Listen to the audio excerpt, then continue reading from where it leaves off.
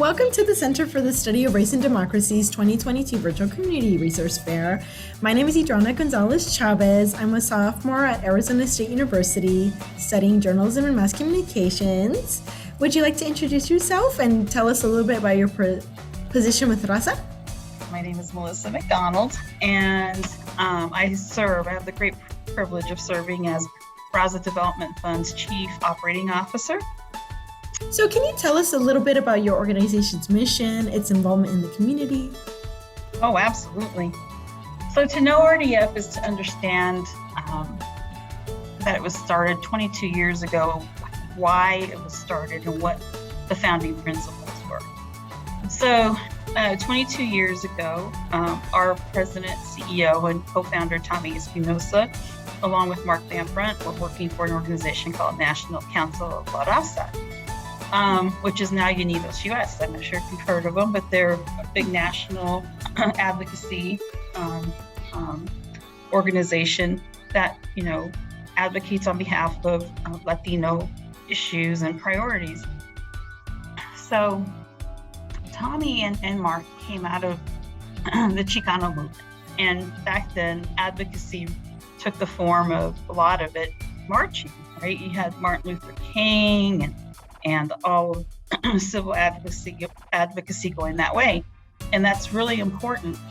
But the piece that they kept coming back to and that was missing was that, we want to help our communities by, making sure that our issues are heard and that there's racial equity and social justice.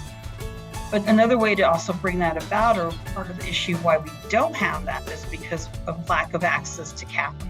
Right? So closing that disparity through access to capital. And for the fund, they decided that they would start what's called a Community Development Financial Institution. That's a CDFI, and that's what RDF is, right? So we're a support corporation. That's how our genesis to Unidos US, and serving as a CDFI, whose mission is to support or invest in organizations that support Latino communities and families by investing in them in capitals in the areas of affordable housing, healthcare, support for education, which is really huge. It's over half of what we do in our investments, and organizations that provide social services and now small business support. RDF was founded on the teachings of Saint Mother Teresa, meaning the love of the poor, service of the poor. What organizations have you guys primarily helped? Are there some that stand out? Oh, that's a great question. Yeah, so well, I think as I previously mentioned, about 50% of our portfolio is in the form of investments to education projects. So let me start with, we're a support corporation to Unidos US, which gives us the great privilege of supporting their 300 affiliates across the country. And the affiliates are so amazing. I mean, these organizations are on the ground in our communities working on issues like housing, immigration, education, providing vital business, support services, social services. I mean, healthcare, right? They're federally qualified health centers. They are where the rubber meets the road. So first and foremost, our love and investment of being able to help the affiliates is top of mind, right? That's where we try to go to first. And then again, education's a big thing, a big investment for us, because that's the game changer. That's why you say you're the first, generation going to school in your family. And that's meant to be a way for you to now be able to have doors open for you, right? So very important. In addition to that is, especially in these days, you can't even turn around and be like, how housing is an issue, affordability of housing. You can't even buy a starter home anymore in our own neighborhoods for $300,000, almost $400,000. I don't know about you, but I make pretty decent money, and I did not pay anywhere near that for my house 22 years ago. I don't know how this generation, how you all are doing it. I mean, it is a critical need. So that's something that we're very concentrated on, especially looking forward. About a third of our portfolios in that area. How does one get involved in your organization? There's like all kinds of ways. You can work here, which is pretty spectacular and amazing, if I have to say so myself. It's a really special place. I've been around for a while and seen different work environments, and this one it's really special. It really, really is. We are, when we say we have a culture of servant leadership, we do. We care about each other, and we care about the community, and we put others first. It works. It feels good. And follow us on your web. If not, just look at the great work that Rachel and the comms team. Follow us on Facebook, on Twitter.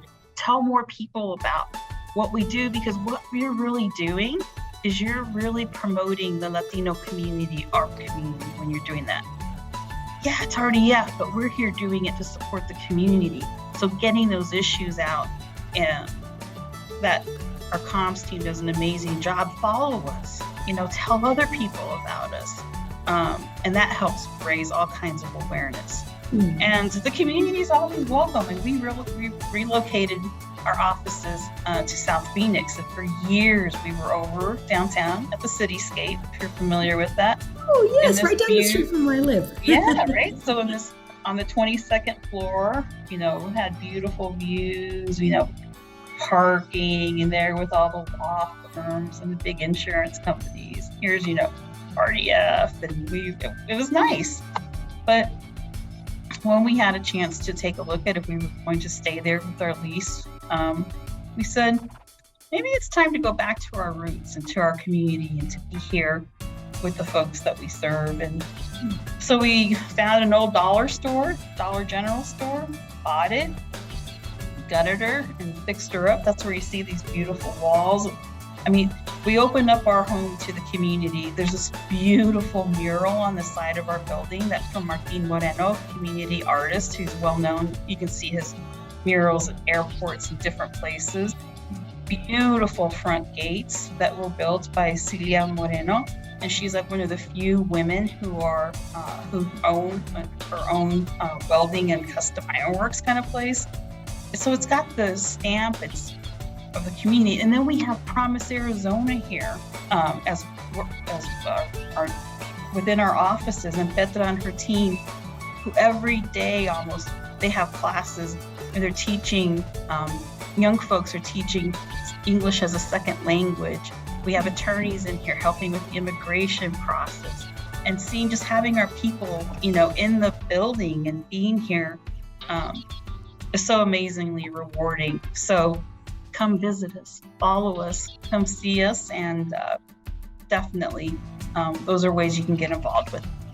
What does delivering democracy mean to yourself or your organization? To myself and the organization, delivering democracy means closing that gap, the disparity gap that exists, right? So when a Latina businesswoman earns 54 cents on the dollar to her male counterpart, there's something wrong, right? When our graduation rates from high school are low and our proficiency in reading and math are the lowest, one of the lowest in the country, there's something wrong. When we can't get affordable housing and our community spending, 30 to 50% of their take-home pay to be able to afford to live, there's something wrong. When there's no savings account for wealth growth, home ownership right now. One of Unidos CUS's initiatives that Janet Murguia, who's their president CEO, just put out is that very bold, very audacious. Home ownership is at for the Latino community runs at 48%. Her goal, and she's thrown out the gauntlet, is to raise it to 60% by the year 2030, and that means 4 million additional homeowners, right?